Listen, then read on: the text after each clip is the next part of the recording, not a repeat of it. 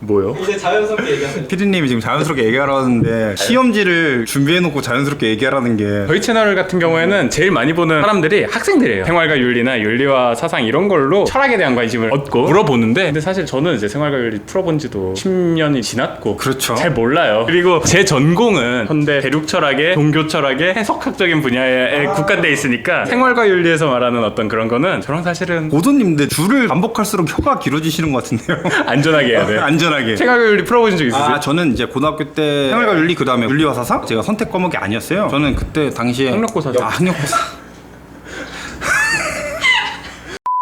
한국사, 그 다음에 이제 사회문화 이런 거, 정치 이런 거 했었고요. 이상하게 이렇게 윤리와 사상, 이제 생활윤리 이런 거는 전혀 안 했었거든요. 그래서 사실 풀어본 적도 없고 살펴본 적도 없어요. 그냥 말 그대로 나의 개인 능력으로 해결해야 되는 그런 상황인데, 난 지금 충격인 건 에포켈의 팀이 얼마나 잔인한지 좀 느꼈거든요. 얘기를 안 해주고 불러놓고, 나 그래도 이게 철학으로 먹고 사는 사람인데. 사실은 저는 좀 이제 전공이랑 관련이 없잖아요. 철학맨님은 윤리학 전공에, 저는 박사 과정이지만 박사 수료해. 그러니까 기본적으로 이거를 만약에 하나라도 틀린다? 전문성에 의심을 할 수밖에 없다. 일리가 있는 말인데, 또 한편으로 생각해보면 제가 공부하는 게 또 특수주의지 않습니까? 제가 주장하는 것은 윤리적 이유라는 건 맥락에 따라 달라진다. 근데 이 시험지가 모든 맥락을 담을 수 없어서 그런 말씀은 편협하다 이런 말씀.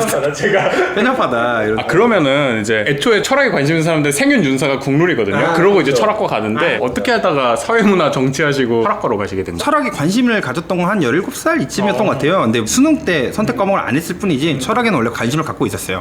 눈이 내리는 태백산에 눈이 내리는 밤이었거든요. 근데 이제 그날 집에 있었던 아우구스티누스의 고백록을 들고 가족여행을 갔어요. 태백산 숙소에서 눈이 내려가지고 뭐 딱히 할 것도 없고 2층 방에 올라가서 고백록을 읽었었는데, 그 고백록에서 전개되는 논증들이라고 할까요? 아니면 이제 집요한 탐구? 이런 것들이 그동안 살아오면서 제가 다른 분야에서 들었던 설명들이나 대답들보다 훨씬 더 저의 마음을 이제 파고들었습니다. 이를테면 이제 우리가 삶을 어떻게 살아갈 것이냐, 아니면 어떤 형이상학적 믿음을 각자 갖고 살아가는 건데, 그 믿음을 어떻게 형성하고 지속할 것이냐 에 대해서 교회나 성당, 물론 이제 훌륭하신 성직자분들은 좋은 얘기 많이 해주시지만 흔히 믿음을 강조하는 방식으로 교육을 받는 경우도 있지 않습니까? 그때 그거에 대해서 좀 불만족이 있었나 봐요. 근데 그때 그런 문제들, 종교적 문제, 어느 믿음의 문제를 아우구스티누스가 파고 들어가는 그 탐구 과정이 저를 매료시켰어요. 이게 첫 번째 철학에 대한 관심을 가졌던 순간이고, 철학과를 가야겠다, 이건 아마 19살쯤에 인터넷을 보면 댓글로 막 사람들이 싸우잖아요. 그런데 이제 대부분의 갈등들이 사실 서로에 대한 오해에 기반하고 있다, 이런 생각이 들었어요. 그리고 이런 오해를 좀 해소하는 방법은 근본적인 믿음층으로 내려가서 그 근본적인 믿음이 어떻게 이제 쌓아 올라가는지를 연구하는 것이 오해를 해소하는 데 기여할 수 있겠다라는 생각을 했어요. 물론 이렇게 언어화된 방식으로 이해는 안 했지만 그런 느낌을 받았고, 그때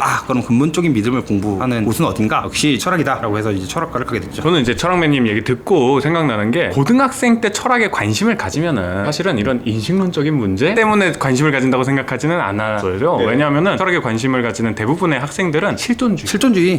사춘기의 고독 속에서 내가 도대체 어떻게 살아야 할지에 대한 고민을 하다 보면 자연스럽게 등장하게 되는 게 실존주의 같은, 우리 사르트르 선생님, 하이데거 선생님 뭐 이런 분들의 얘기가 되게 관심이 가고 멋있어 보이잖아요. 저는 그래서 그런 유머를 좋아하는데, 실존주의는 철학과를 오게 하는 미끼 상품. 철학과 가면 사실은 실존주의 그렇게 많이 공부 안 하거든요. 제 의견이 아니라는 점 분명히 합니다. 실존주의 전공하시는 수많은 이제 선생님들께 대신 사과의 말씀드립니다. 어쨌든 제가 이제 생각할 때는 실존에 대한 고민들이 철학을 좀 더 공부하게 하고 이런 느낌이었는데, 철학맨님은 아우구스티누스의 고백록을 읽고 이해를 추구하는 믿음이란 건 도대체 무엇일까, 인식론적인 고민에서 시작했다는 게 되게 재밌는 것 같아요. 떡잎부터 남달랐다고 할 수 있죠. 그런 얘기는 안 했는데. 아니, 그러면 우도님도 실존주의적 관심 때문에 철학에 관심을 가지신 거예요? 저는 이런 말 하면 좀 웃기긴 한데, 꺼드럭대기 위해서 철학을 좋아했어요. 제가 좋아하는 건 철학을 공부하는 것도 물론 이제 재밌어 했고 좋아했지만, 그거를 남들한테 얘기하는 걸 되게 좋아했거든요. 그러니까 철학적으로 얘기를 하면은 그게 되게 멋있어 보이고 그런 거에 취하는 그런 고등학생이었단 말이에요. 그래서 저는 그때부터 철학을 혼자 공부하기도 했고, 내가 이렇게 대단하다, 나를 봐라, 이런 느낌으로 철학을 배웠던 거예요. 니체적 관심이라고도 할 수 있겠네요. 그럼요. 이 사람을 보라. 이 사람을 봐라. 에케호모. 그런데 이제 막상 다시 한번 그때로 돌아가서 사회탐구 영역을 보니까 꺼드럭거릴 자신이 없어 지금. 사실 지금 세 번째 촬영이잖아요. 가장 긴장되는 순간이 아닐 수 없습니다. 그럼 한번 풀어보실까요? 시작해볼까요? 이거 저희 5등급 나오면 안 올리는 거죠? 잠 온다. 잠 와. 뭐라는 거지 이거?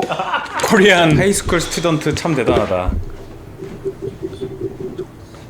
망했어. 아 그만해.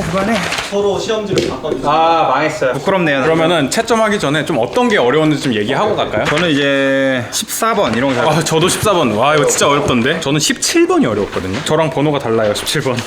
제가 2, 4 중에 고민했는데 일단 전국에 있는 수험생 여러분 진짜 대단하다는 생각이 들고 진짜로. 나 모르겠어. 나 자신 없고 시무룩해진 거 보입니까? 굉장히 시무룩해요. 플로리다 유니버시티에서 에틱스 전공하신 쫓겨날 것 같다라는 두려움이 나네요. 자, 그러면은 펜을 바꿔드릴게요. 예, 빨간 펜. 정답을 이제 불러드릴게요. 아 무서워. 무서워, 나 진짜 무서워. 이거 오랜만에 누구 불러주고 동그라미 치는 거.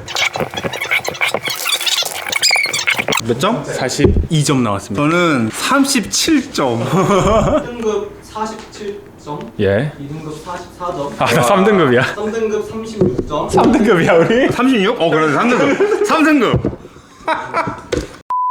30점대라니 내가 학교 다닐 때도 받아본 적이 없는 점수를 우리들 사이에서 조금 더 나왔다고 기고만장하지 마세요. 근데 일단 기본적으로 저는 이 사회탐구에서 생활윤리나 윤리와 사상 안에서 그때도 생각해보니까 이렇게 점수가 나왔을 수도 있겠네요. 그리고 철학의 꿈을 포기했겠죠. 네, 하지만 이제 윤리와 사상과 생활윤리를 하지 않음으로써 나의 부족한 재능을 깨닫지 못하여 지금까지 철학을 공부하고 있는 게 아닌가라는 생각. 아, 그때 깨달았으면은 그때 깨달았다면 전 지금 어떤 맨이 되어 있었을까요? 정치맨, 정치맨, 경영맨, 민주당맨, 국민의힘맨. 양쪽 다 언급해주세요. 나 깜짝 놀랐잖아. 소감은 진짜 생각보다 어렵고 말들이 되게 섬세하다는 생각이 들었고요. 그리고 이제 모든 사상가를 아는 게 아니니까 정확하게 이 지문이 어떤 사상가를 말하는지 전혀 감이 안 잡히는 경우가 많았어요. 그러니까 어떤 사상가 같은 경우에는 명시적으로 얘는 질적 공리주의자겠구나 이렇게 암시할 수 있는 문장이 있는 반면에 되게 모호하게 나와서 저희는 이게 딱 이 문장이 나오면 이거다 한 지가 너무 오래됐으니까 이거는 얘로도 해석될 수 있고 얘로도 해석될 수도 있고 이런 생각이 전 들더라고요. 저는 이제 제일 뼈 아픈 게 12번 이거 동양 철학이잖아요. 태어나기 전에 형체도 없었고 기도 없었다. 그다음에 기가 생겨서 기가 변해가지고 이제 삶이 생긴다 이런 얘기를 성리학 중에 기철학자들의 입장이라고 생각하고 썼어요. 보니까 도교인가 보네요. 성리학 문헌들을 많이 읽은 게 오히려 방해가 되는 게 아닐까라는 변명을 해봅니다.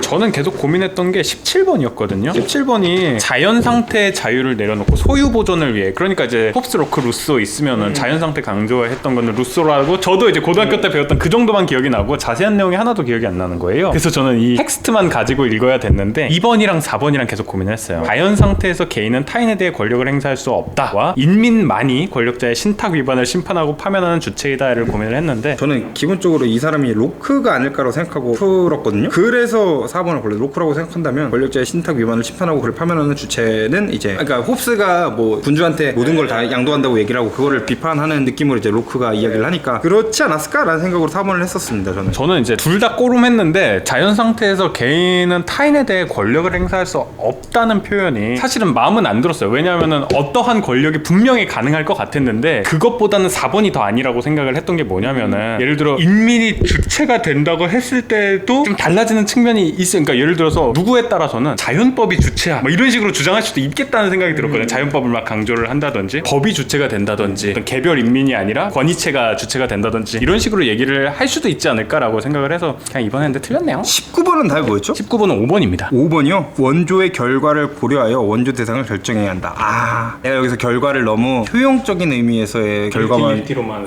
생각을 했던 거죠. 근데 생각해보면 결과를 그렇게 읽어야 될 이유는 없으니까. 그러니까 리을도 참이 될 수 있는 거구나. 저는 리을을 너무 금방 지워버렸네요. 그냥 이 결과를 유틸리티라고 착각하고 그래서 이제 이상한 걸 선택을 해버렸네요. 함정 같은 건가? 고등학생 애들은 함정이라고 생각 안 할 텐데 우리만 우리 그러면은 여기서 충분히 다뤄지지 못한 얘기에 대해서 조금 더 철학적으로 얘기를 더 해볼까요? 이제 만회? 한번 볼까요? 좀 살펴볼까요? 예전에 저희 이제 맹선비님 인스타 보고 영상 찍어서 올린 게 있어요. 2번에서도 나오는데 성적 매력의 자유로운 표현 이런 게 사실은 자기 결정권이랑도 엮여지고 아니면은 여성 철학이나 이런 부분이랑 되게 엮여지는 지점들이 있잖아요. 그래서 이게 굉장히 여러 개가 얽혀있는 얘기기는 한데 또 굉장히 많은 분들이 관심을 가져주는 주제이기도 해요. 어떤 식의 관심을 이야기하시는 거죠? 성을 판매할 수 있는 것으로 보는가? 그러니까 저는 그때 아우구스티누스의 논리 중에 성매매가 악이지만 필요하기다라고 이제 얘기하신 게 있어요. 그러니까 아우구스티누스는 신플라톤주의적인 질서가 딱 있는 사람이죠. 하나님으로부터 딱 와가지고 우리의 위계가 정해지는 질서가 있는데 그 올바른 구조를 돌리기 위해서 일종의 악은 필요하다 이런 논리였거든요. 그러니까 성매매가 없으면 정욕 때문에 발생할 문제가 우리가 이제 커버가 안 된다. 근데 그건 4세기 4세기 때 얘기라 사실은. 맞아요. 4세기 때 이야기고 인간이라는 존재 그리고 세계라는 존재에 대해서 어떤 특정한 이해를 바탕으로 하는 이야기잖아요. 근데 사실 이런 선거 관련된 문제는 정말로 실천적인 문제고 이게 우리가 존재론적으로 접근하기보다는 그 사람들이 갖고 있는 어떤 실천적이고 현상학적인 이해로부터 시작돼야 되는 문제라고 생각하거든요. 제 생각에는 그래서 성매매 문제가 첨예하게 대리되는 문제는 이 지문에서 나온 것처럼 좀 더 넓게 성상품화의 문제가 자율적일 수 있느냐 아니냐에 대한 문제가 정말 지금 중요한 문제가 되는 것 같거든요. 근데 결국에 자율성이 무엇이냐라는 문제로 넘어가게 되는데 여성 철학에서 자율성을 다루는 어떤 특정한 분야가 있어요. 자율성을 전통 철학에서 자율성이란 무엇인가를 다루는 것이 아니라 여성 철학, 페미니즘의 입장에서 자율성을 다루는 그런 시도들이 있거든요. 대안적으로. 그때 자주 나오는 이야기들 중에 하나가 자율성이라는 것이 우리가 전통적으로 가치 중립적인 용어로 많이 이해해왔다. 네. 왜냐면 선택을 내리는 어떤 형식적인 조건이라고 생각을 했으니까 혹은 이제 어떠한 특정한 형식적인 과정을 만족하면 그것은 자율적인 선택이다 라고 이야기했던 게 전통적인 방식이었다면 이 페미니스트 시각에서 바라보는 자율성은 자율성의 내용을 결정하는 규범적 가치들이 있을 수 있다 라는 이야기를 한단 말이죠. 그리고 규범적 가치들의 목록에 대해서는 뭐 어느 정도 이제 사회적 맥락에 따라 달라질 수 있겠지만 기본적으로 많은 사람들이 인정하는 것은 번영 개념, flourishing, 번영 개념들을 많이 이야기하고 있는 것 같아요. 이를테면 누스바움이라든지 타라부스 같은 철학자들이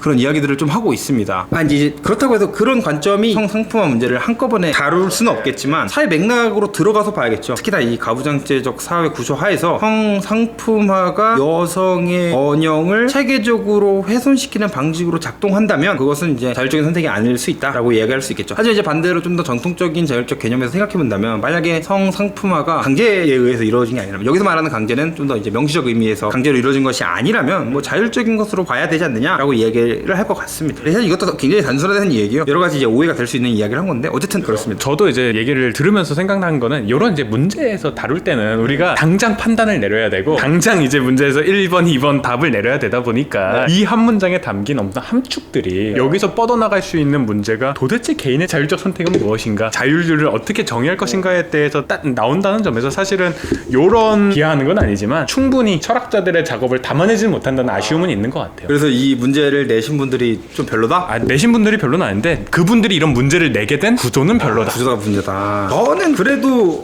그럼에도 불구하고 이러한 시험 형식의 학습이 효용이 있다고는 생각해요. 우리가 사회에서 흔히 다루게 되는 문제 하나하나를 몇 년에 걸쳐서 검토할 수는 없잖아요. 차라리 이렇게 좀 정리되어 있는 검토들을, 물론 이것이 철학의 본질이거나 이 철학이 하는 주된 행동은 아니지만 철학자들의 활동이 결과로 나온 것들을 이런 시험의 형태로 학습하는 것이 철학을 학습하는 계기로서 작동할 수 있다, 이런 생각을 해봅니다. 그러니까 평가원이 만든 구조, 수능적인 구조가 아직까지 우리한테 자율성을 핍박하는 거야. 근데 그것도 맞을 수 있어요. 왜냐면 우리가 시험을 보고 재미삼아 봤지만 그 점수에 이렇게 연연하게 되는 것도 사실 말씀하신 것처럼 어떠한 학습된 반응일 수 있다. 사실 뭐 점수 좋게 나올 수 있지 뭐 이렇게 얘기할 수도 있는데 말이죠. 하지만 전 그렇게 생각하지 않아요. 저는 굉장히 평가원을 모든님과 다르게 존중합니다. 저도 평가원 사랑합니다.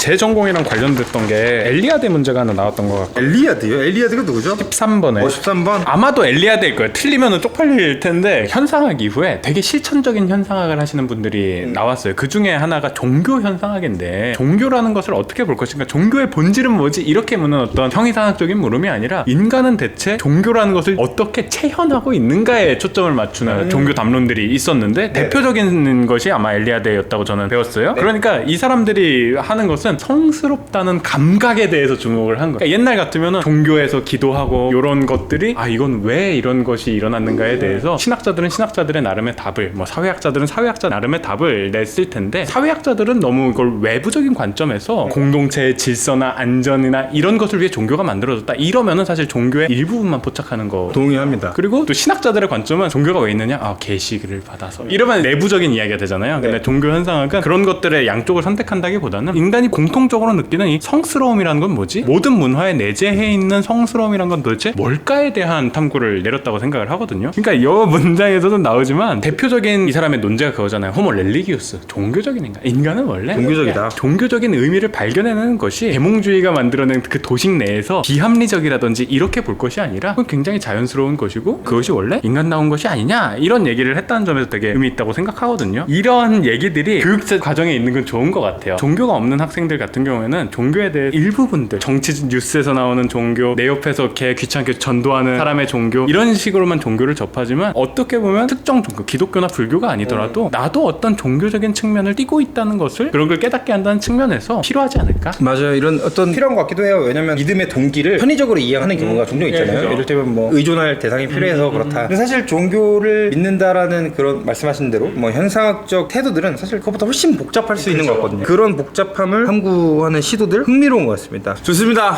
저는 이제 끝낸다, 이거 끝낸다. 저는 이제 가보도록 한 문제 더 할까? 아, 이거 안 되겠네요. 안 되겠다. 공부 안 하고 풀려니까 되지가 않네요. 이게 저의 실체입니다. 다과의 말씀드립니다. 마무리하시죠.